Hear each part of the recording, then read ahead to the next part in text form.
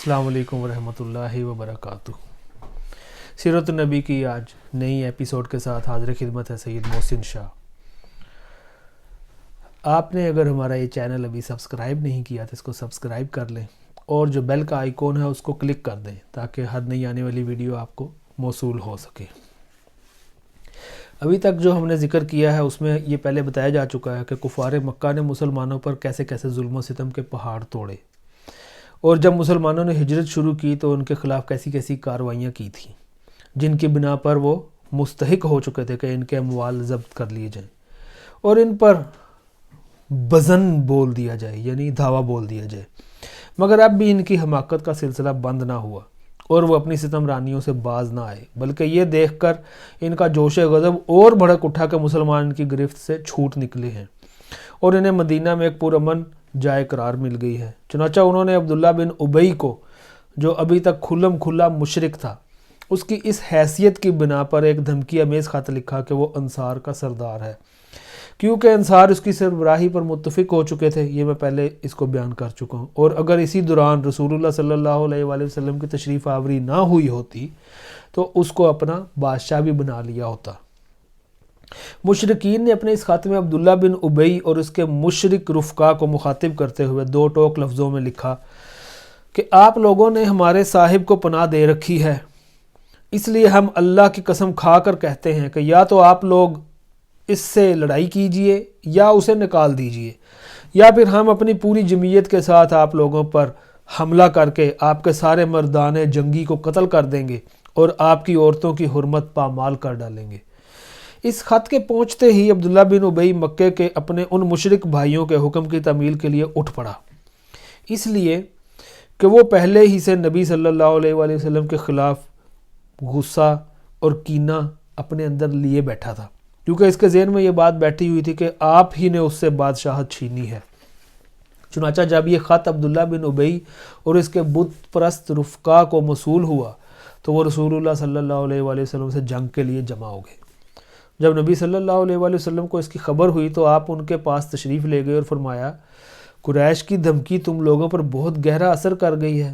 تم خود اپنے آپ کو جتنا نقصان پہنچا دینا چاہتے ہو، قریش اس سے زیادہ تم کو نقصان نہیں پہنچا سکتے تھے۔ تم اپنے بیٹوں اور بھائیوں سے خود ہی لڑنا چاہتے ہو۔ نبی صلی اللہ علیہ وآلہ وسلم کی یہ بات سن کر وہ لوگ بکھر گئے۔ اس وقت تو عبداللہ بن ابی جنگ کے ارادے سے باز آ گیا، کیونکہ اس کے ساتھی ڈھیلے پڑ گئے تھے یا بات ان کی سمجھ میں آ گئی تھی، لیکن حقیقت میں قریش کے ساتھ اس کے روابط در پردہ قائم رہے، کیونکہ مسلمان اور مشرکین کے درمیان شر و فساد کا کوئی موقع وہ ہاتھ سے جانے نہ دینا چاہتا تھا۔ پھر اس نے اپنے ساتھ یہود کو بھی ملایا ہوا تھا تاکہ اس معاملے میں ان سے بھی مدد حاصل کی جائے، لیکن وہ تو نبی صلی اللہ علیہ وآلہ وسلم کی حکمت تھی جو رہ رہ کر شر و فساد کی بھڑکنے والی آگ کو بجھا دیا۔ یہ عبداللہ بن ابی جو تھا، اس کی کوشش ہمیشہ یہی ہوتی تھی کہ کچھ نہ کچھ جو ہے مسلمانوں کے خلاف کوئی شر، کوئی فساد پھیلائی رکھے، اور اس مقصد کے لیے وہ یہود کے ساتھ اور جو مکے میں جو کفار موجود تھے ان کے ساتھ اس نے ایکا کیا ہوا تھا اور مسلمانوں کے خلاف کوئی نہ کوئی سازش کرتا رہتا تھا۔ اس کے بعد حضرت سعد بن معاذ رضی اللہ تعالی عنہ عمرے کے لیے مکہ گئے اور امیہ بن خلف کے مہمان ہوئے۔ انہوں نے امیہ سے کہا، میرے لیے کوئی خلوت کا وقت دیکھو، یعنی تنہائی کا وقت دیکھو، ذرا میں بیت اللہ کا طواف کر لوں۔ امیہ دوپہر کے قریب انہیں لے کر نکلا تو ابو جہل سے ملاقات ہو گئی۔ اس نے امیہ کو مخاطب کر کے کہا کہ ابو صفوان، تمہارے ساتھ یہ کون ہے؟ امیہ نے کہا، یہ سعد ہیں۔ ابو جہل نے سعد کو مخاطب کر کے کہا، اچھا، میں دیکھ رہا ہوں کہ تم بڑے امن و اطمینان سے طواف کر رہے ہو، حالانکہ تم لوگوں نے بے دینوں کو پناہ دے رکھی ہے اور یہ زوم رکھتے ہو کہ ان کی نصرت و اعانت بھی کرو گے۔ سنو، خدا کی قسم، اگر تم ابو صفوان کے ساتھ نہ ہوتے تو اپنے گھر سلامت پلٹ کر نہ جا سکتے تھے۔ اس پر حضرت سعد رضی اللہ تعالیٰ عنہ نے بآواز بلند کہا، سن، خدا کی قسم، اگر تو نے مجھ کو اس سے روکا تو میں تجھے ایسی چیز سے روک دوں گا جو تجھ پر اس سے بھی زیادہ گراں ہوگی، یعنی اہل مدینہ کے پاس سے گزرنے والا تیرا تجارتی راستہ۔ حضرت سعد بن معاذ نے ابو جہل کو آگے سے یہ جواب دیا جب اس نے کہا کہ تم کیونکہ امیہ بن خلف کے ساتھ ہو، ابو صفوان ان کی کنیت تھی، اس کی کنیت تھی امیہ بن خلف کی، تو اس نے یہ کہا ابو جہل کہ تم ابو صفوان کے ساتھ ہو، اس لیے میں تمہیں کچھ نہیں کہہ رہا، اگر تم اکیلے ہوتے تو میں تمہیں یہاں سے زندہ واپس نہ جانے دیتا۔ تو پھر آگے سے حضرت سعد بن معاذ رضی اللہ تعالیٰ عنہ نے جواب دیا کہ میں تیرا وہ حشر کرتا کہ جو اس سے بھی زیادہ برا ہوتا، یعنی مدینے کا جو تجارتی راستہ وہ تمہارے لیے بند کر دینا ہے ہم نے۔ پھر قریش نے مسلمانوں کو کہلا بھیجا کہ تم مغرور نہ ہونا کہ مکے سے صاف بچ کر نکل آئے، ہم یثرب پہنچ کر ہی تمہارا ستیہ ناش کر دیں گے۔ اور یہ محض دھمکی نہیں تھی، بلکہ رسول اللہ صلی اللہ علیہ وآلہ وسلم کو اتنے موقد طریقے پر قریش کی چالوں اور برے ارادوں کا علم ہو گیا تھا کہ آپ یا تو جاگ کر رات گزارتے تھے یا صحابہ کرام کے پہرے میں سوتے تھے۔ چنانچہ صحیح بخاری اور مسلم میں حضرت عائشہ رضی اللہ تعالیٰ عنہ سے مروی ہے کہ مدینہ آنے کے بعد ایک رات رسول اللہ صلی اللہ علیہ وآلہ وسلم جاگ رہے تھے کہ فرمایا کاش آج رات میرے صحابہ میں سے کوئی صالح آدمی میرے یہاں پہرا دیتا۔ ابھی ہم اسی حالت میں تھے کہ ہمیں ہتھیار کی جھنکار سنائی پڑی۔ آپ نے فرمایا کون ہے؟ جواب آیا سعد بن ابی وقاص۔ فرمایا کیسے آنا ہوا؟ بولے میرے دل میں آپ کے متعلق خطرے کا اندیشہ ہوا تو میں آپ کے یہاں پہرا دینے آ گیا۔ اس پر رسول اللہ صلی اللہ علیہ وآلہ وسلم نے انہیں دعا دی اور پھر سو گئے۔ سبحان اللہ۔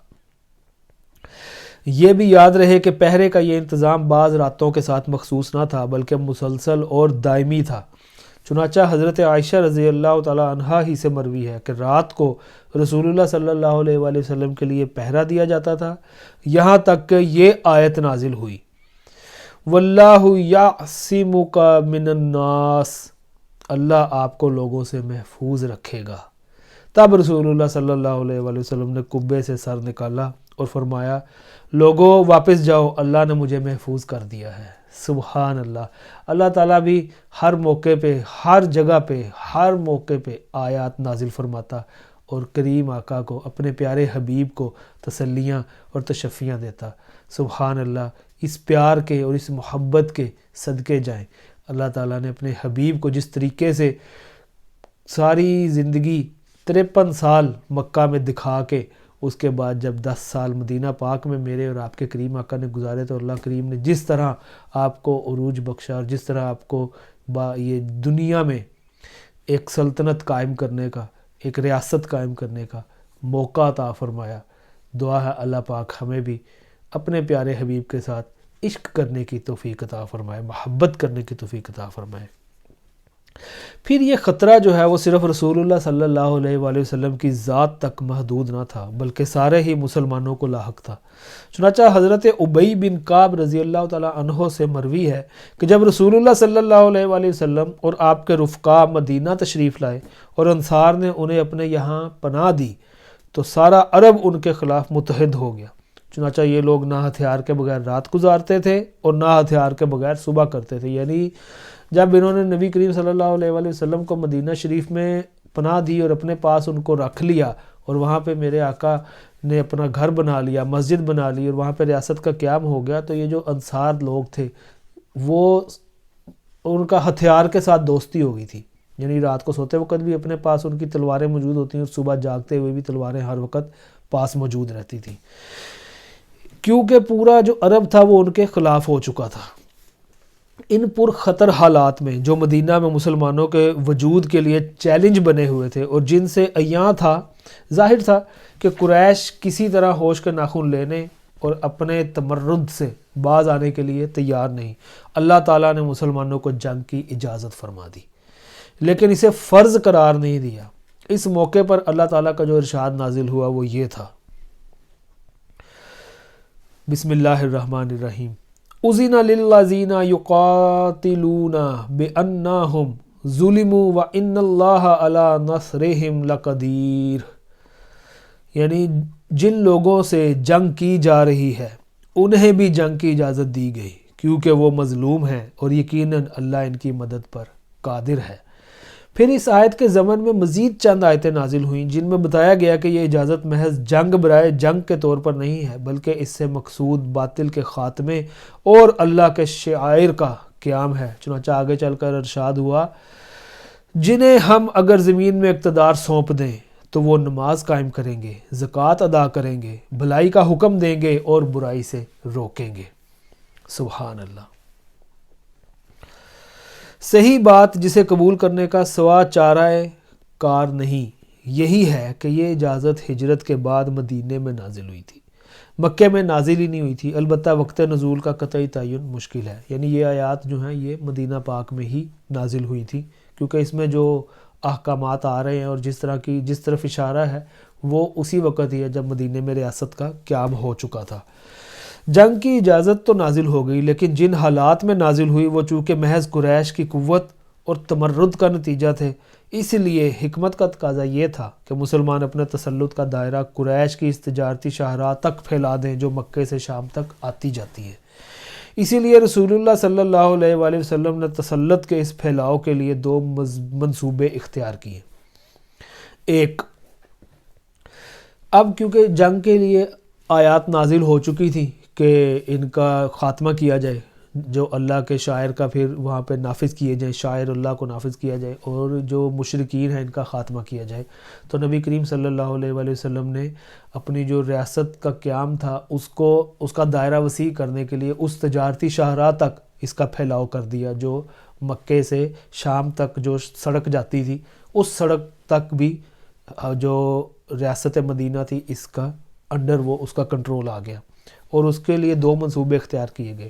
ایک، جو قبائل اس شاہراہ کے ارد گرد یا اس شاہراہ سے مدینے تک کے درمیانی علاقے میں آباد تھے، ان کے ساتھ دوستی و تعاون اور جنگ نہ کرنے کا معاہدہ۔ دوسرا، اس شاہراہ پر جو پیٹرولنگ کے لیے، گشت کرنے کے لیے مختلف دستے بھیجنا، یعنی مختلف صحابہ کی ڈیوٹی لگا دی کہ وہ اس شاہراہ پہ گشت کیا کریں گے۔ پہلے منصوبے کے ضمن میں یہ واقعہ قابل ذکر ہے کہ پچھلے صفحات میں، پچھلی جو میں نے ایک ساتھ آپ کے سامنے جو گزر چکی ہیں ان میں یہود کے ساتھ کیے گئے جس معاہدے کی تفصیل گزر چکی ہے، آپ نے عسکری مہم شروع کرنے سے پہلے اسی طرح کی دوستی و تعاون اور عدم جنگ کا ایک معاہدہ قبیلہ جوہینیہ کے ساتھ بھی کیا۔ یہ قبیلہ تھا، اس کا نام تھا جوہینیہ، اسی طرح کا ایک معاہدہ جیسا کہ یہود کے ساتھ کیا گیا تھا، اس قبیلے کے ساتھ بھی ایک معاہدہ کیا گیا۔ ان کی آبادی مدینے سے کوئی 3 مرحلے پر یعنی 40-45 میل کے فاصلے پر تھی۔ اس کے علاوہ طلایہ گردی کے دوران بھی آپ نے متعدد معاہدے کیے جن کا ذکر ابھی آگے چل کر آئے گا۔ دوسرا منصوبہ جو تھا وہ سرایا اور غزوات سے تعلق رکھتا ہے، جس کی تفصیلات اپنی اپنی جگہ پہ آگے آتی رہیں گی۔ اب سرایا اور غزوات یہ کیا ہوتے ہیں اور کیوں ہوئے اور ان کے رونما ہونے کی وجہ کیا بنی؟ اب جنگ کی اجازت نازل ہونے کے بعد ان دونوں منصوبوں کے نفاذ کے لیے مسلمانوں کی عسکری مہمات کا سلسلہ عملاً شروع ہو گیا۔ طلایہ گردی یعنی پیٹرولنگ کی شکل میں فوجی دستے گشت کرنے لگے۔ اس کا مقصود وہی تھا جس کی طرف اشارہ پہلے کیا جا چکا ہے کہ مدینے کے گرد و پیش کے راستوں پر عموماً اور مکے کے راستے پر خصوصاً نظر رکھی جائے اور اس کے احوال کا پتہ لگایا جاتا رہے، اور ساتھ ہی ان راستوں پر واقع قبائل سے معاہدے کیے جائیں اور یثرب کے مشرکین اور یہود اور آس پاس کی بدوؤں کو یہ احساس دلایا جائے کہ مسلمان طاقتور ہیں اور اب انہیں اپنی پرانی کمزوری سے نجات مل چکی ہے۔ نیز قریش کو ان کے فضول میں جو ان کو غصہ تھا اور ان کے جو تیور تھے، جو خطرناک ان کے ارادے تھے، ان کو اس سے ڈرایا جائے کہ مسلمان اب جو ہیں وہ کافی مضبوط ہو چکے ہیں۔ اس لیے قریش کے جو منصوبے ہیں، یہ جو سارے منصوبہ بنایا گیا، یہ اس لیے بنایا گیا تاکہ جو ارد گرد کے لوگ ہیں ان پہ بھی اپنی جو ریاست مدینہ کا قیام ہے اس کا نفاذ کیا جائے اور ان کو بتا دیا جائے کہ مسلمان اب ایک طاقتور قوم بن کے ابھر چکے ہیں، لہٰذا اب وہی ہوگا جو مسلمان چاہیں گے، اور قریش کو بھی ایک پیغام پہنچا دیا جائے تاکہ جو وہ ارادے رکھتے ہیں اور جنگ کا انہوں نے جو سوچ لیا ہے اس کے بارے میں ان کو بھی پتہ چل جائے کہ مسلمان اب ایک قوم بن چکے ہیں اور ایک قوت بن چکے ہیں، اور اللہ کی راہ میں جو وہ رکاوٹیں کھڑی کرتے تھے، مکے کے کمزور مسلمانوں پر جو ظلم و ستم ڈھا رہے تھے، ان سب سے وہ باز آ جائیں اور مسلمان جزیرۃ العرب میں اللہ کا پیغام پہنچانے کے لیے آزاد ہو جائیں۔ اب جو سرائے اور غزوات، سرایہ جو ہے وہ ہوتا ہے کہ جس میں نبی کریم صلی اللہ علیہ وآلہ وسلم نے خود شرکت نہ کی ہو، اور غزوات وہ ہوتے ہیں جس میں نبی کریم صلی اللہ علیہ وآلہ وسلم بنفس نفیس خود شامل ہوئے ہو۔ اس میں جو سب سے پہلا ہے وہ ہے سریہ سیف البحر، یہ رمضان 1 ہجری میں پیش آیا۔ رسول اللہ صلی اللہ علیہ وآلہ وسلم نے حضرت حمزہ بن عبد المطلب، آپ کے چچا، رضی اللہ تعالیٰ عنہ کو اس سریہ کا امیر بنایا اور 30 مہاجرین کو ان کے زیر کمان شام سے آنے والے ایک قریشی قافلے کا پتہ لگانے کے لیے روانہ فرمایا۔ اس قافلے میں کچھ 300 آدمی تھے جن میں ابو جہل بھی تھا۔ مسلمان ایس کے اطراف میں ساحل سمندر کے پاس پہنچے تو قافلے کا سامنا ہو گیا اور فریقین جنگ کے لیے صف آراہ ہو گئے، لیکن قبیلہ جوہینیہ کے سردار مجدی بن عمرو نے، جو فریقین کا حلیف تھا، دوڑ دھوپ کر کے جنگ نہ ہونے دی، یعنی وہ دونوں کا ہی ساتھی تھا، دونوں کی طرف اس کی دوستی تھی۔ مسلمانوں کے ساتھ بھی یہ قبیلہ جوہینیہ کے ساتھ معاہدہ ہو چکا تھا، اور کفار مکہ جو تھے، مشرکین مکہ، ان کے ساتھ وہ پہلے ہی دوست تھا، تو اس نے پھر بیچ میں پڑھ کے یہ جنگ نہیں ہونے دی۔ تو حضرت حمزہ رضی اللہ تعالیٰ عنہ کا یہ جھنڈا پہلا جھنڈا تھا جسے رسول اللہ صلی اللہ علیہ وآلہ وسلم نے اپنے دست مبارک سے باندھا تھا۔ اس کا رنگ سفید تھا اور اس جھنڈے کے علم بردار جو تھے وہ حضرت ابو مرثد کناز بن حسین غنوی رضی اللہ تعالی عنہ تھے۔ اس کے بعد سریہ رابغ یہ پیش آیا، یہ شوال میں پیش آیا، شوال 1 ہجری میں۔ رسول اللہ صلی اللہ علیہ وآلہ وسلم نے حضرت عبیدہ بن حارث بن المطلب رضی اللہ تعالی عنہ کو مہاجرین کے 60 سواروں کا دستہ دے کر روانہ فرمایا۔ رابغ کی وادی میں ابو سفیان سے سامنا ہوا، اس کے ساتھ کوئی 200 آدمی تھے۔ فریقین نے ایک دوسرے پر تیر چلائے لیکن اس سے آگے کوئی جنگ نہ ہوئی۔ یعنی یہ بھی سریہ رابغ جو تھا، یہ رابغ کی وادی میں ابو سفیان کا سامنا ہوا حضرت عبیدہ بن حارث اور ان کے ساتھ کوئی 60 جوان تھے، اور ادھر جو ابو سفیان کے ساتھ تقریباً 200 لوگ تھے۔ تو انہوں نے ایک دوسرے پر تیر برسائے اور اس کے بعد آگے بات نہیں ہوئی، آگے نہ کوئی جنگ ہوئی نہ کچھ ہوا، تو پھر یہ واپس آ گئے۔ اس سریے میں مکی لشکر کے 2 آدمی مسلمانوں سے آ ملے تھے، ایک حضرت مقداد بن عمرو البحرانی اور دوسرے عتبہ بن غزوان رضی اللہ تعالی عنہ۔ یہ دونوں مسلمان تھے اور کفار کے ساتھ نکلے ہی اس مقصد سے تھے کہ اس طرح مسلمانوں سے جا ملیں گے۔ حضرت ابو عبیدہ کا جو علم تھا وہ بھی سفید تھا، اور علم بردار حضرت مستح بن اساسہ رضی اللہ تعالی عنہ تھے۔ یہ 2 سریہ آپ کے سامنے میں نے بیان کر دی۔ تیسرا سریہ جو تھا اس کا نام ہے سریہ خرار، سریہ خرار، اور یہ ذیقعدہ 1 ہجری میں پیش آیا۔ اس کا احوال کچھ اس طرح ہے کہ نبی کریم صلی اللہ علیہ وآلہ وسلم نے اس سریہ کا امیر حضرت سعد بن ابی وقاص رضی اللہ تعالیٰ عنہ کو مقرر فرمایا، اور انہی 20 آدمیوں کی کمان دے کر قریش کے ایک قافلے کا پتہ لگانے کے لیے روانہ فرمایا، اور یہ تاکید فرما دی کہ خرار سے آگے نہ بڑھیں۔ یہ لوگ پیدل روانہ ہوئے، رات کو سفر کرتے اور دن میں چھپے رہتے تھے۔ 5ویں روز صبح خرار پہنچے تو معلوم ہوا کہ قافلہ 1 دن پہلے جا چکا ہے۔ اس سریے کا علم بھی سفید تھا اور علم بردار حضرت مقداد بن عمرو رضی اللہ تعالی عنہ تھے۔ سبحان اللہ۔ چوتھا غزوہ ابوا یا غزوہ ودان اس کو کہتے ہیں۔ یہ سفر سن 2 ہجری میں پیش آیا۔